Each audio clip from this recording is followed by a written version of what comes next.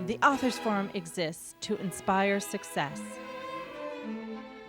We will talk with authors and others in the publishing industry to bring you essentials and advice. Dr. Veronica Esagui is your host for Authors Forum. Welcome to the Authors Forum. I'm your host, Dr. Veronica Esagui, chiropractic physician in West Linn, Oregon, and the author of the Scoliosis Self-Help Resource Book and Veronica's Diary sequels, The Journey of Innocence, Braving a New World, and Awakening the Woman Within. My guest today is Judy Fleagle, and she is the author of Crossings, McCullough's Coastal Bridges, The Right Man at the Right Place at the Right Time. Judy, welcome to the Authors Forum. Thank you. Thank you for inviting me. Oh, you're very, very welcome. I understand the first part of the title of your book being Crossings, McCullough's Coastal Bridges, but why the right man at the right place at the right time? It was the middle of the Great Depression, and 5 bridge crossings were needed to complete the Oregon Coast Highway. Conde B McCullough, Oregon's bridge engineer and one of the world's all-time great bridge engineers, had just completed a magnificent bridge over the Rogue River, showing that he could do large coastal bridges. And shortly afterward, Roosevelt was elected with his New Deal and its PWA funding. It was a convergence of the right person at the right place at the right time, resulting in the perfect storm of bridge building on the Oregon coast, with the building of 5 unique bridges completed in only 2 years, 1934 to 36, the Yaquina Bay Bridge, the Alsea Bay Bridge, the Siuslaw River Bridge, the Umpqua River Bridge, and the Coos Bay, now known as the McCullough Memorial Bridge. Can you tell us more about your background? My background, gosh, amazing things happen when you come to the Oregon coast. My background originally was I was a first grade teacher in Los Gatos, California for 22 years. Actually, I was a second grade teacher for 5 years and a first grade teacher for 17 years. And then, I only taught in one school, and then we moved up here, and I thought, you know, I'd like to do something other than teach. I'd always wanted to write. So I sent out a bunch of articles. I helped start a writers group, sent out a bunch of articles, and Oregon Coast Magazine published an article. And then another one, and then another one, and then another one, and then they asked me if I'd like to work there as an editor. And I said, well, you know, I've never done that, but I could try. And the pay wasn't very good at that time, but actually I didn't really feel I didn't want to be doing a job that I didn't know how to do and be paid for it, so having very little pay was okay. But after a few years I figured out what I was doing, sort of. And of course by the time I left, we had done, over the course of that 21 years, we had done 5 different magazines. They still do Oregon Coast and Northwest Travel. They still do? Mm-hmm. Wow. And I just love those magazines still, and I still contribute articles to Oregon Coast Magazine.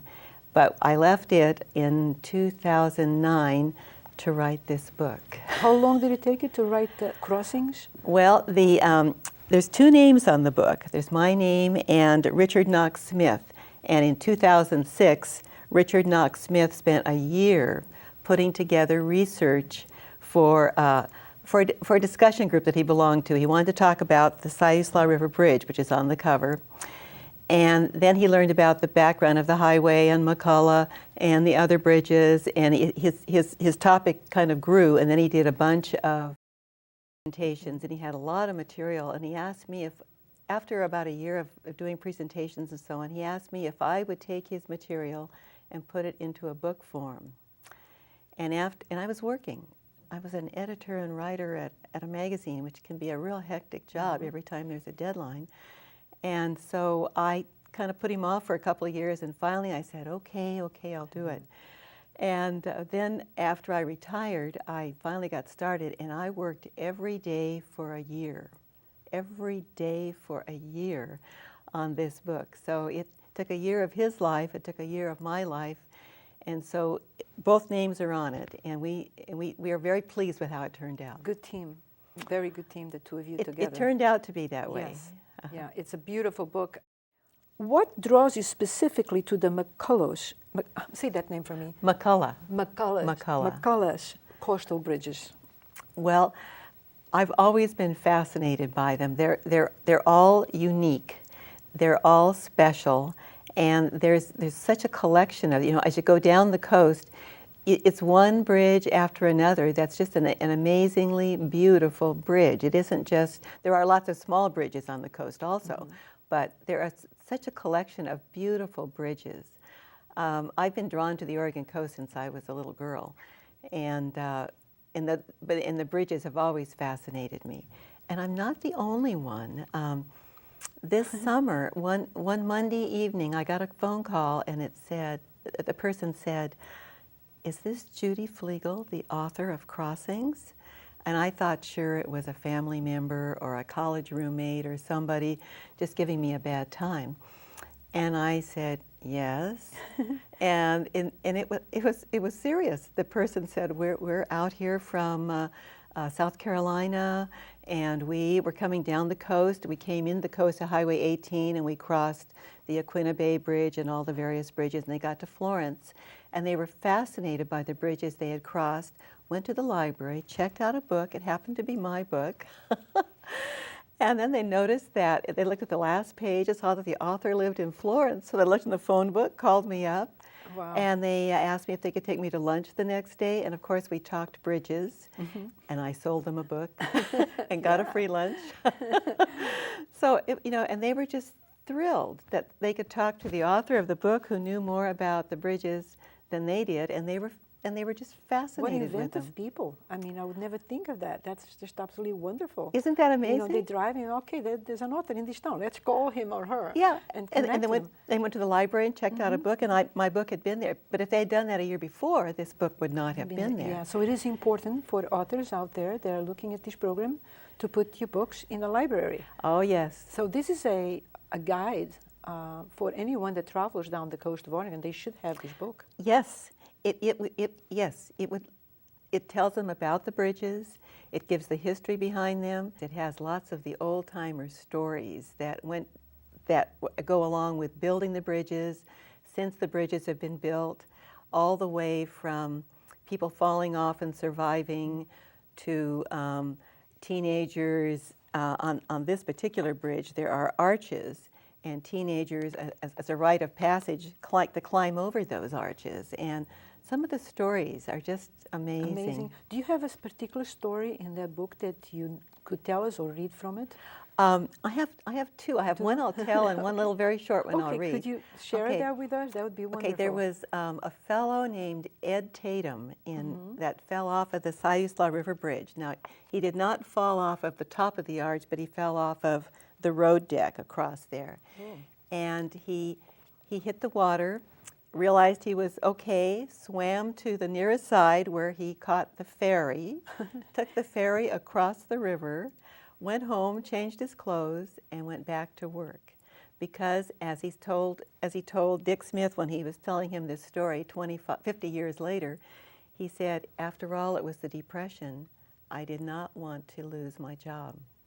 And another little story, I'll read this one. It's very, very short, but I never get it right if I just say it. Yeah. Okay. John Fiedler, writing in the Siuslaw News when the bridge turned 65 years old, this is the Siuslaw River Bridge, recounted the experiences of a couple of local men when they applied to work on the building of the bridge. They were asked what their occupations had been, and both said farmers and fishermen. They were told that they were the best kind to work on a bridge because they were used to looking where they stepped. Good skill to have on a bridge. I like that. I'm sure you're familiar with the old bridge in Oregon City they are fixing now. That's a McCullough Bridge. Is that a McCullough Bridge? Yes. Oh, goodness, that's a McCullough Bridge. And that's awesome to know that. And in this photo of McCullough, that's the bridge that's up here. Oh, dear. That's the Oregon City Bridge. Oregon City Bridge. As we mentioned, as part, the subtitle is The Right Man at the Right Place at the Right Time. So the first part, and I broke the book into two sections that I call Book 1, Book 2. In there. In here. Okay. And Book 1 is called Getting It Right, the place, or the Oregon coast, and I give the early history of building the highway up to the point of needing the 5 bridges. Then the man, Conde B McCullough, give his career up to the point of being ready to design these bridges. The time, Roosevelt's New Deal, and the exciting path to funding to be able to build these bridges. And then the result, the 5 bridges. Talking about the Coast Bridges project, where it was just absolutely brilliant to do these 5 bridges as one project, because if they had tried to do each bridge individually, they would not have gotten them all. If they had tried to do them individually, the communities would have been pitted against each other instead of everybody pulling together for the one project of building 5 bridges. So they were being, if I understand, they were being built at the same time? Yes. Oh, yes, goodness. in a 2-year period. I Something understand that now. would not be possible today. Well, it wouldn't be possible today. All 5 major bridges were built between 1934 and 1936. So they all started at the same time. Did they finish at the same time? Pretty Or much. some of They all them- started in the spring through summer of 1934, and they all finished in the spring through summer. And actually, the Aquina Bay Bridge finished in September, but through in 36. So between April and September, they all finished in 1936. And then the second part of my book, which is a smaller section, book 2, is called the Siuslaw River Bridge, the first 75 years, and talks about the construction, the post-construction, and the improvements in the future. And I picked this bridge, which is on the cover, because in the book, Bridges, Yeah, that's a magnificent book. A History Look at of the that. World's Most Famous and Important Spans, our bridge, the Siuslaw River Bridge, I shouldn't say our bridge. Right. Well, it is. Come My on, bridge it's in ours. Florence is in that book of 50 of the world's most famous and important spans, and it's in there. And whenever I do a presentation and I tell that to the people in Florence, they'll say, "Our bridge, our bridge," because you know it's so much there that you get used to it and you don't realize it's special anymore. But it is. It's very special. Wow. So I we can picked- see your passion coming from Yeah, you. when okay. you- So we picked that one because it best shows McCullough's aesthetic and technical genius. And what's also special about that bridge is that it opens. It's not just it opens. It's a double bascule bridge that opens, and that makes it. And look at all those pictures you have in there. That's amazing. The book has 136 pictures plus 16 illustrations, so it's. Is this book in? I have to ask. They should be in architectural schools. Do they have this book in their bookstore? Not yet. Okay, that would be a good avenue. Thank you. Very Okay, good. Yeah, I'll try absolutely. that. To show. We do have some architectural drawings in here of the Siuslaw River Bridge. So it's just, we've got a lot of. The Detail. engineers seem to really like this book, and the reason they like it is because I've taken topics that are sometimes not too easy to understand and made them so that the layperson can understand them. Because in doing this book, every time I thought I had figured out something, I would send it back to the engineer at ODOT or whoever I was working with, and they would explain it to me again and again and again until I got it. And then after I wrote it, I would then send it back to them to check it over to make sure it was accurate. So this book has been checked and fact-checked and edited fact-checked over and over again. Your research, I mean, that's a lot of research to do. And you worked with an incredible, partner there. Yes, yes. Who had lots of he's- knowledge. And he's one of those original researchers.